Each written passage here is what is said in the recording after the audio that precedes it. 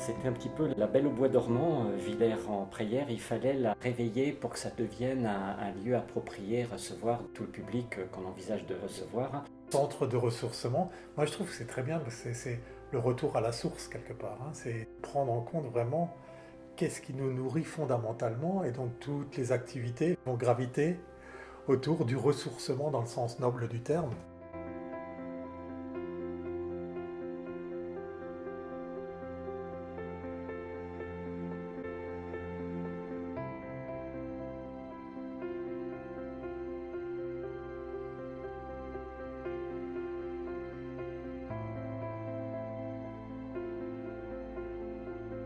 Donc j'ai connu Rémi aux Philippines. C'était un stage, on va dire ça comme ça, avec Alex Orbito, un guérisseur philippin. Et Rémi était architecte, hein, c'est ça? Tu étais architecte pour concevoir déjà la pyramide dont rêvait Alex Orbito. Il m'a nommé parmi une équipe, parce que c'est une collaboration internationale là, pour la pyramide de lumière. Il m'a nommé parmi d'autres pour faire la création architecturale de cette pyramide de lumière.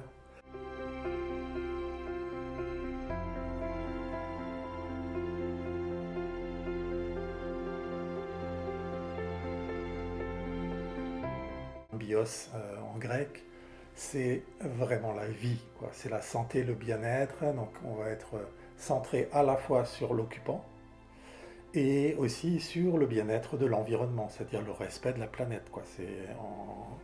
C'est vraiment comme ça qu'on peut définir la biologie de l'habitat. On va étudier tous les paramètres qui sont liés à la fois au lieu, le lieu sur lequel on va se poser, l'habitat lui-même, c'est-à-dire le bâti, et puis ensuite les aménagements qui vont avoir une importance aussi, les finitions, l'ameublement et tout ce qu'on va mettre à l'intérieur, qu'on va essayer de mettre vraiment en cohérence avec cette démarche qui est celle du respect fondamental du vivant.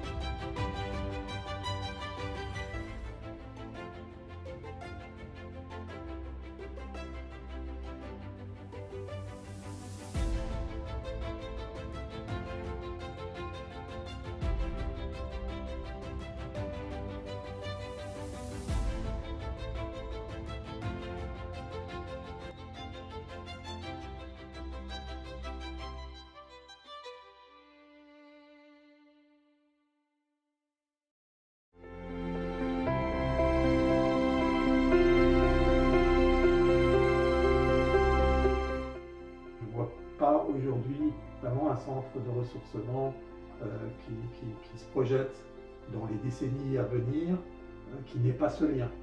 Ça peut vraiment aider beaucoup de gens qui sont en recherche de sens, de trouver un lieu qui a été fait avec du sens. Et ça peut faire partie vraiment de leur ressourcement.